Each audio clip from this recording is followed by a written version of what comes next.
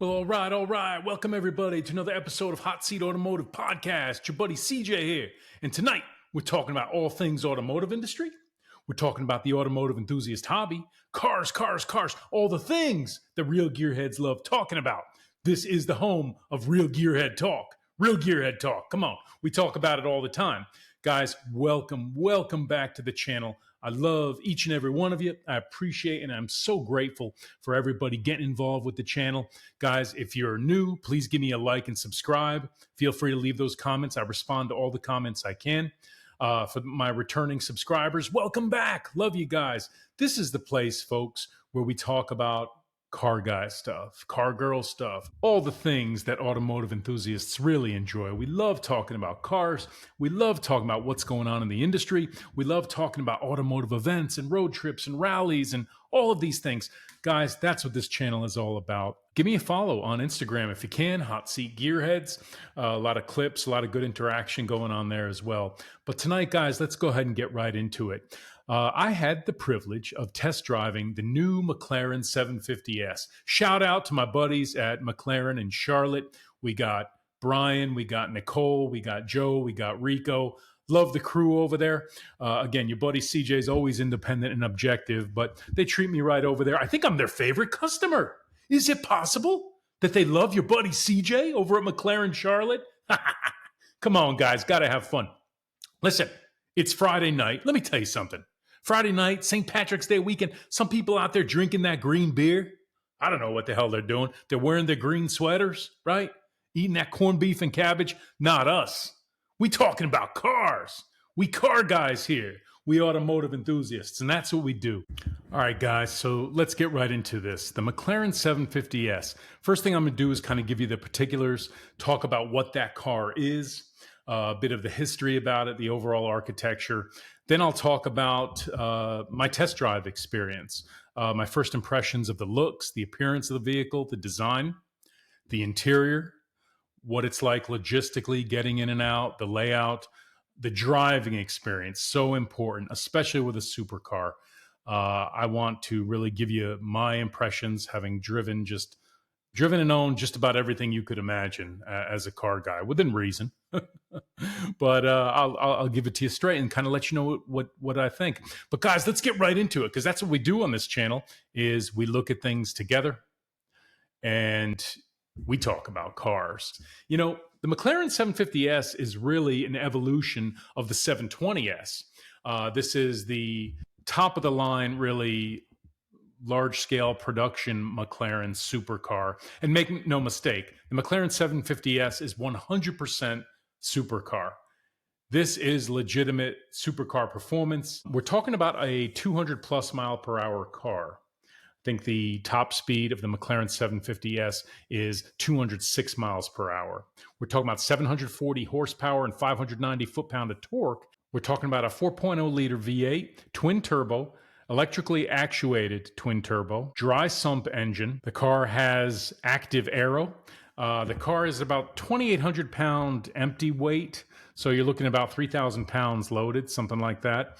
It's got a 7-speed dual clutch transmission. The shifts are just lightning fast. The car has carbon ceramic brakes. Like many other McLarens, to my knowledge, all of the McLaren, the modern production McLarens, it's got that carbon fiber monocoque tub chassis, if you will. So it's all high-tech construction, super lightweight, leveraging a lot of that F1 technology, all those things that we attribute to the F1 racing technology that McLaren is really known for. Guys, let's look at the performance. We're talking about a 10-second quarter-mile car out of the factory. Thing is ridiculously fast. It is quick. It is fast. 0 to 60, we're looking at about 2.8 seconds. I think if you look at some of the road tests, they've even done a bit better. This car launches ridiculously. Again, it's one of those cars that will melt your face, literally pull your face off in the acceleration. From McLaren's own specs, 0 to 124 miles per hour in about 7.2 seconds. In terms of MSRP, for a coupe versus a Spider, this photo happens to be a Spider. The coupe, you're looking at a starting MSRP of about $308,000. And for a Spider, you're looking about $325,000. So This is a supercar. It is priced as a supercar. You can very easily spec one of these at 350K, 380K, 400K. A couple of the ones I was looking at today at McLaren Charlotte, they do have a couple in stock. You're looking at 350, 380, up to 400K with options, depending on how much carbon fiber you want and all of those other things. Guys, let's keep going. So again, another shot of the McLaren 750S. This is a shot I took today over at McLaren Charlotte in that green, just an absolutely striking color. The styling and everything, just really fantastic, I think, what they've done with the 750S. What I will say, here's my humble reaction when I think about the McLaren 750S versus the 720S.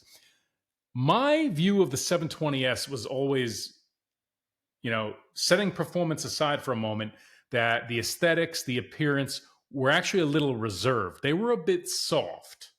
The 720S lacked a bit of edginess, depending on options. And I'm just talking about appearance, by the way. I thought the 720S was missing something. I think McLaren got it right with the 750S. Some of the carbon fiber accents that are available, the ventilated fenders, all those things. The wing, what they did with the exhaust, they have kind of a centerline exhaust. I think, it's different. Listen, I like the 720S exhaust positioning as well, but kind of what they did with the centerline exhaust, I think is kind of cool. Aesthetically, I think they got it right. It looks like a 720S 2.0. How do you like that?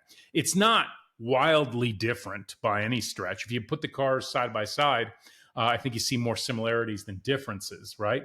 Having said that, I do think there's an edginess to the 750S, depending on how you spec it with carbon fiber, with some of the accents, the vents on the fender, so on and so forth, the wheels.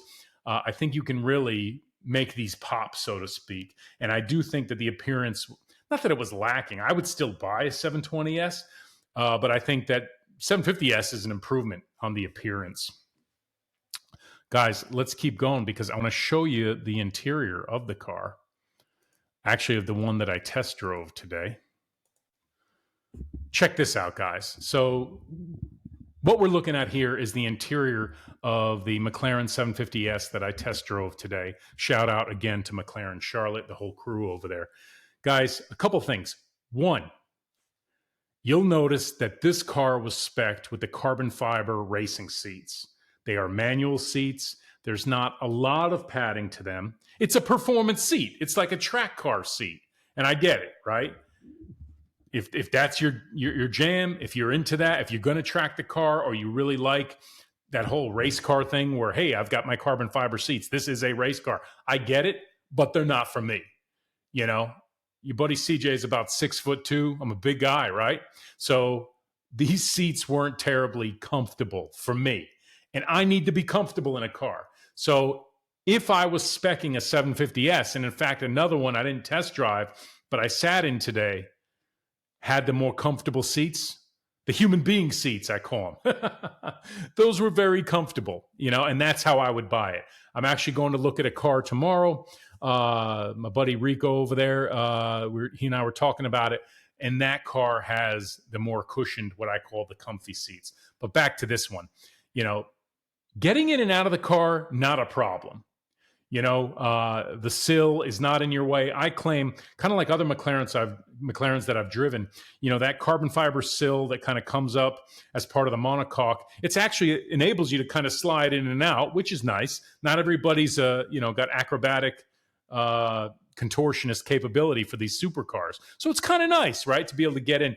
When I compare it to like my Huracan, the Huracan has a really low roof line, and I actually found the 750S a bit easier to get in because I'm not crouching my head to avoid bumping my head. I love my Huracan, and I'm not here to talk about that car really, but just by way of comparison, what I'm telling you is I found it not a difficult car to get in and out of. This one happens to be a Spider. The top was down. I also sat in the coupe. I'm told, and I was talking to one of the sales guys today, that the coupe has a bit more space in it, a bit more room. When I sat in it, I couldn't necessarily feel that there was more space. But listen, the other thing I like about the coupe is the way the doors open on the coupe as you probably know, carry over from the 720S. The 750S doors, part of the roof comes with the door, so it kind of opens it up. You have even more head clearance. If you're like me, you're 6 foot plus. Some of you guys out there are bigger than me, 6'3", 6'4", can make it a bit easier to get in. All those NFL players and WWE superstars out there, basketball players, you know who you are. Much love from your buddy CJ.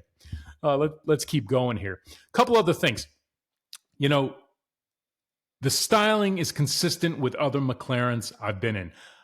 This car takes some of the enhancements that came out as part of the McLaren Artura platform, such as the infotainment, the dash. I believe all of that is right out of or very similar to what's in the Artura. And I like it. You've got two controls, one for the powertrain, one for the handling and suspension. Handling and suspension's on your left, right on the instrument cluster, and the powertrain is on your right on the instrument cluster. And you have your different modes, your comfort, your sport, track, so on and so forth. I think that's actually well positioned. I also like what they did with the axle lift. It's a simple button right down on your left. Other than that, a lot of it's really consistent with what we've seen in other McLarens, whether that's the previous generation, the 720S, or the GT, or even harkening back a bit to some of the earlier models like the 570. You can trace the heritage, if you will, in the McLarens. There is a consistency. The steering wheel. Love the McLaren steering wheels. They're kind of understated, as you can see, this one is, but extremely comfortable. Let me show you another view of the interior, guys, and please leave me comments. Leave me your comments. I'll respond to all the comments I can, but let's keep going. Let's look at this thing together. Here's a zoomed in view. What we're looking at here is sort of a zoomed in view. This is actually from my test drive before I started driving, I promise. I snapped this shot of the instrument cluster and the steering wheel. As you can see, like so many other McLarens, it's kind of understated, right? It's not like you're looking at a video game per se. It's not a bunch of graphics and icons. It's very reserved and sort of straightforward, as we would expect our English supercar to be. And I find it very, very easy to read. The presentation makes sense. It's got that understated McLaren performance heritage to it. How do you like that? That's my interpretation of it. You get in this thing, it feels like an F1 cockpit. I said it. What do I like about the McLaren interiors? Kind of feels like a sleek, clean F1 cockpit. Not as flashy. I'll use the term flashy. That's right. If I'm talking about like getting in a Lamborghini or a Ferrari, there's a bit more flash to those cars, candidly, in my view. Let me know what you guys think in the comments. You get into something like a Porsche 911 Turbo, a Turbo S, you just feel sort of, your first reaction is, oh, wow, quality. This just feels like a luxury car. You get in the McLaren, it just feels like, to me, more of a cockpit. Okay? Understated. This car means business. Okay, that's the impression I get, and I kind of like the layout. Again, the only downside for me were those seats. I think if the test drive car that I was in had the more comfortable seats, I'd have more favorable things to say about the comfort. I wasn't uncomfortable. Let me. I think it's important that I say this. I wasn't uncomfortable in the racing seats. I wouldn't spec it or buy it that way. I can tell you that with confidence. Even if my weight swung 20 pounds in either direction, I could drive the car, but I wouldn't be terribly comfortable over time. And I need to be comfortable. So again, to each his own. So guys, this is actually the 750S that I drove today. This is the McLaren 750S that I drove today over there at McLaren Charlotte. And this one actually is a Spider. This was before we put the top down. It's got that hardtop power convertible roof. What I will tell you is a couple things. Visibility. Okay, the visibility is actually pretty good in this car. I found that sort of, I don't want to say bowed, but there's a curvature to the top of the windshield. And in certain supercars that I've been in, due to sort of a low roof line, you find yourself, particularly at red lights, you got to kind of duck your head under and look up to see the light. Not an issue with this car. I found it actually comfortable. I could see myself doing a road trip or driving around town without being worried that I can't see anything. I mean, this car had all the lane assist and that type of technology, absolutely. But, no problems. There's nothing that I really noted saying, wow, I can't see in or out of this car. It was actually quite good. Now, let's get into the driving experience with this car. First things first, your buddy CJ is going to tell you like it is. This car doesn't have an exhaust note. This car has a soundtrack. Let me tell you something. The way this car sounds when you're driving down the road, you feel like an F1 driver. You feel like Speed Racer. Who knows who Speed Racer is? You get into your McLaren 750S, I promise you, here's one promise from your buddy CJ, and you can write it down and take it to the bank. You will feel special and like you're a race car driver everywhere you go. Absolutely insane exhaust note. And that exhaust note is accentuated by the lightning fast shifts coming out of that 7-speed dual clutch and the impact, if you will, the auditory impact of those twin turbos, because you hear the turbo. It's not just the raw exhaust coming out of the pipe and resonating. Okay? What we're talking about here is the effect of those fast shifts changing the exhaust note, and it varies, right? And the loudness varies based on your RPM. It has an effect. And then the sound of those turbos spooling up, it has an effect. I claim it aggregates to just be this symphony, this McLaren symphony of engine sound. I was in love. I was intoxicated by the sounds this car made. The McLaren 750S doesn't have an exhaust note. It plays a symphony for a car guy. And I don't know how else to say it. Now, if I compare it, let me give you two comparisons. One, I compare it to a Lamborghini Huracan. It's not as loud. Lamborghini Huracan, you'll go deaf. No, I'm just kidding. I love my Huracan. I've driven many Huracans. I may own another Huracan after this one. I may buy a 750S or a 720S. I love them both. I'm just telling you, the Huracan is, dare I say, more of a sharp sound, if that makes sense. Ferrari has its own thing. Nothing sounds like a Ferrari, right? It's another auditory gem. I'd put it up there on par with that. Maybe not as, maybe it doesn't sound quite as good as the Ferrari, but it's right there. It depends on what you're into. If you look at Porsches, I think all day long, this car over any Porsche. If you want the supercar experience, the way this thing sounds, the way it drives, I would put this car up against anything I've driven in this category. I mean, I've driven Astons, I've driven any Porsche you could think of, I've driven Ferraris, certainly driven Lamborghinis. Just about everything you could imagine, folks, from a high performance standpoint. A lot of them, anyway. All the American sports cars, the muscle cars. This car makes you feel like an F1 driver. And the other thing I will say is the handling. Driving around the city of Charlotte today, I probably had like a 30-minute test drive in this car. I didn't drive it that long, full transparency, but I've driven other similar cars, 720Ss, etc. over the years. This car took the imperfections in the road like a champ. There were a couple of instances. I was in neighborhoods, guys, in the Charlotte area where I didn't know there was construction going on, and I hit a couple of bumps, and I had it in the comfort suspension mode. I didn't have it in the track or performance suspension mode. And no problem. It's not like you cringed because your suspension was in this super taut mode and you thought, you thought the teeth were going to rattle out of your head. No, it took it like a champ. As a supercar, it was right up there. Like when I think about, something like a Corvette that you might drive more frequently over rougher roads, this thing, I don't want to say it handles like a Corvette because it doesn't. It's completely different. What it does do in a similar way, and I'll say the same thing about like a 911, it can deal with the roads. It was eating them imperfect roads, the potholes, going through construction areas with uneven pavement. The 750S didn't make me nervous. In fact, it inspired confidence. Now, again, I didn't do a track day with it. I didn't do hot laps, but the driving experience was solid. The number one thing, I'll say it again. One is the exhaust note. Two, the way it handles. The steering in a McLaren is so connected. It just feels so good.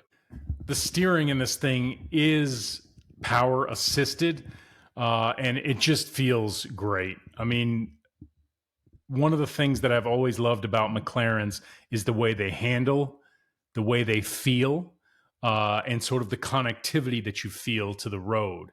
Uh, I did, it's not unlike a Porsche 911 in that regard. It's very different in other ways, but in terms of being a driver's car, this is not a poser's car. If you just want to pose and have a car because of the way it looks, this is not the right car for you. If you want a supercar just with optimal aesthetics, you might look elsewhere, dare I say.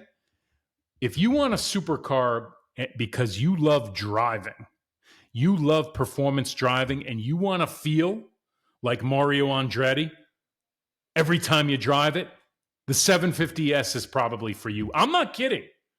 If you want to feel like Mario Andretti or fill in the blank F1 superstar, the 750S might be for you. I mean, that's the impression I got. I felt like I was in a race car.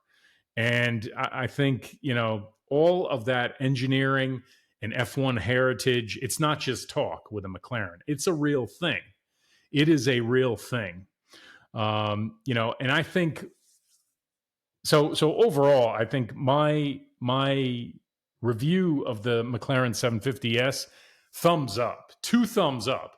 Now, you can't talk about McLaren without talking about a couple of things. So let's change it up here. Let's look at something together because that's what we do.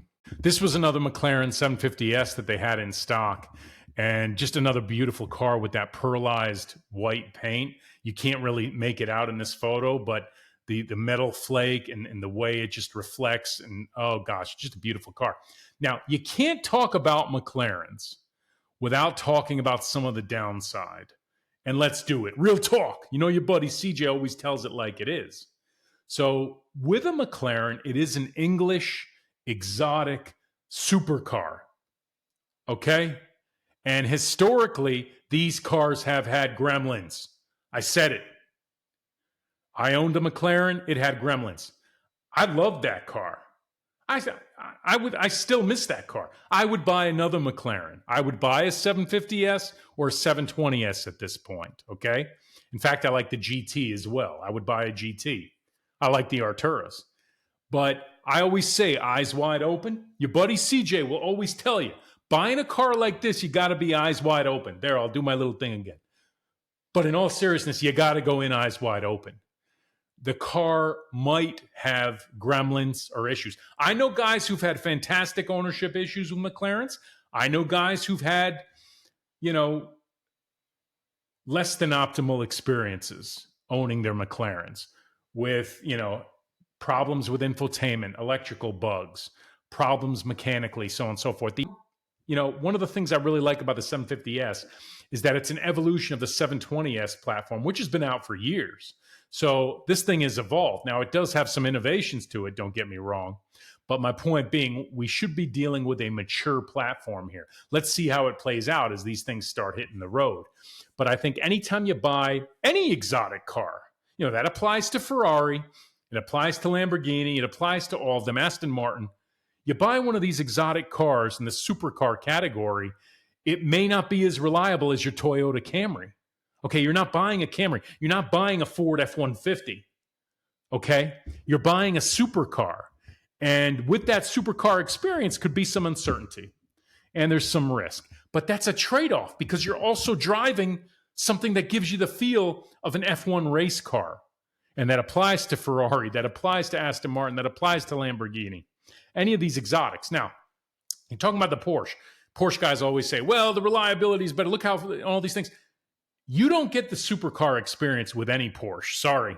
Unless you have like the special Porsche GT or whatever, or the hybrid, what is it, the 718, 918? What the hell was that thing called? Don't quote me, guys. Come on, no hate, no shade. It's been a long week.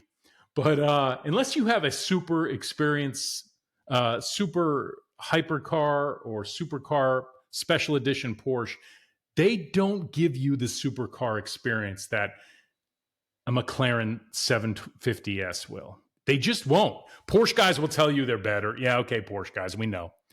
And like a Turbo S, they're ridiculously quick in a straight line. Okay, but the styling isn't there. Now, the styling of a Porsche is classic and it's beautiful. And the quality and the interior just, you get in it and it's just lovely. But it doesn't make you feel like the McLaren makes you feel. Porsche, you'll feel like, hey, I'm getting an old reliable and it's super fast and it's all of those things. And you got that Porsche heritage and that whole Porsche element of our hobby. You get in the McLaren and you say, who am I? Mario Andretti? Like, seriously. And the car sounds and handles and, you got the doors that go up. Doors go up. Come on. We got those ridiculous doors on this thing. They're just absolutely beautiful. It's just a very different ownership and driving experience. The way the car makes you feel puts you in true supercar territory. Same can be said of Ferrari, Lamborghini, and some of the others. But, when I think about the direct competitors, like a Ferrari 296 GTB, I would take the McLaren over the Ferrari. The new Ferrari has that hybrid V6. I'm not ruling it out, but I claim the styling, the appearance, the aesthetics of the McLaren, I think that's got the Ferrari beat. I mean, Ferrari's got its own thing. Every single one of them looks like a work of art. Yeah, I know Ferrari guys. But I don't know. Leave me comments. Let me know what you guys think. I think the 750S is kind of the pinnacle of McLaren production supercar, in my view. I think they've got the styling right. I think they've got the interiors and the aesthetics right. We'll see how they hold up, as these things start hitting the street. Huracan, listen, we're at the twilight of the Huracan. The Technica manufacturing is wrapping up. It's direct competition in my book with this car. You spec a new Huracan, you can spend $350 up to nearly $400K on a Huracan. You can also get them in the twos, a nice one, So it puts it in the same category as like a McLaren 720S or a 750S. I say it's a toss-up. Look, the Huracan's going to be that more aggressive, in-your-face styling, if you're into that. That's what Lamborghini's always been, okay? It's got that whole Italian aggressive vibe going, okay? And the interior feels a bit more flashy. I'll call it like it is. The McLaren is a bit more reserved, and I say more focused. This car feels more focused. How do you like that? Your buddy CJ will be the first to tell you. The McLaren 750S is probably more focused than a Lamborghini Huracan. I'd say drive both. See what you think. For me, I love the Huracan.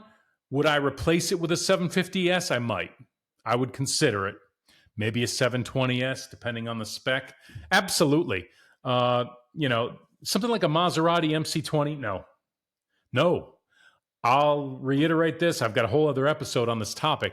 Maserati MC20 for me doesn't do it from an aesthetic standpoint. I just can't get on board with it. I can see where people appreciate the lines of the thing and how someone might find it to be a beautiful car. But based on what else is in the market, yeah, your buddy CJ is not buying a Maserati MC20 anytime soon. I would look at any of the modern McLarens, the Arturas, the 720S, the 750S, the GTs. I would take one of those over a Maserati MC20. So again, the good news is that there's a lot of options. Again, if you're in the market for a car in the $300K to $400K price point, there's quite a few compelling and interesting options out there, up to and including some of the special Porsches. Go drive them though, and what are you looking for in a car? I know for me, it's about the total package. It's not just about the quarter mile time. It's not just about the Nürburgring lap time, okay? Or the horsepower output. I've got to love the way the car looks, the way it makes me feel, the way I feel going on down the road, the steering, the way the steering wheel feels, the way it shifts, okay? all of this together, it's that total driving ownership and appearance, experience for me. And when I put all those things together, the McLaren 750S checks a lot of those boxes. Is it perfect? No, because I do think always in the back of your head with the McLaren, you say, oh dear, it's an English car. Is it going to be reliable? All these things. But again, you're probably not buying this to be your primary grocery getter. You don't buy a McLaren 750S to be your daily grocery getter or to bring the kids to school. You buy the car as a toy at a certain point in life, I hope, where, you've got the flexibility where, hey, I've got my fun supercar and then I've got my other car or cars that I use for different utilities. This car fills and checks the supercar box all day long. You will never, ever question whether or not you're in a supercar driving a McLaren 750S, okay? Wing to wing. The car is just fantastic. It's amazing. Based on my 30-minute test drive, again, I haven't owned one of these. Now I'm actively looking. I've got a couple of cars on order right now, but I'm seriously considering getting a McLaren, to be quite honest with you. There's just so much to like in the model lineup. And 750S, 720S was an incredible car. I would look at the 750S as like the 720S 2.0. That's how your buddy CJ would generally categorize it. Some nice updates to the infotainment. By the way, it's got Apple CarPlay, I believe, now. It's got kind of the best of that Artura technology baked into the dashboard and the infotainment, which I think is kind of cool. The exhaust note is intoxicating. It's a symphony of McLaren sounds and engine noise and turbos and shift pops and everything you could imagine, everything you could want from a supercar. The handling, the acceleration. A couple times I got on it and I was pinned to my seat, absolutely pinned to my seat. And the G's this thing pulls are just unbelievable. So it's an experience not to be missed, right? I think McLaren 750S is every bit, the supercar experience that anyone could possibly want. It's as much supercar and performance as you could want. 740 horsepower, 0 to 60, sub 3 second. Forget about it. 10-second, low 10s, if not into the 9s, quarter mile. You'll never want for performance in a McLaren 750S. Is it the most practical car? No. Okay, let's just get that out of the way. Not a lot of trunk space, but you can also still snag a McLaren GT, which gives you that rear trunk and the front, which is kind of a cool option based on the same platform, as we all know.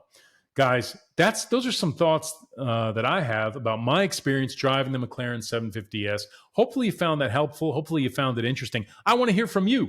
What do you think about the new McLaren 750S? What do you think about some of its natural enemies and competitors, whether it's the Ferrari 296 or other Ferrari, whether it's Lamborghini Huracan or other Lamborghinis, Maserati MC20, Porsche 911 Turbo S, GT3, GT3 RS. What do we think? How does this car stack up? I'd love to hear from you. Aston Martin boys, all you guys out there, let me know what you think. But guys, your buddy CJ wanted to come on here and talk a little bit about my experience driving the McLaren 750S. Shout out to all my friends who work over there at McLaren Charlotte. Got Nicole, got my buddy Joe, got Rico, got my buddy Brian, the whole crew over there. Really fantastic folks. And I am a McLaren fan, and I will own another McLaren one of these days. Is it going to be a 750S? I don't know. What do you guys think? Listen, your buddy CJ loves you. Until I see you on the next one, guys, take care of yourselves and peace.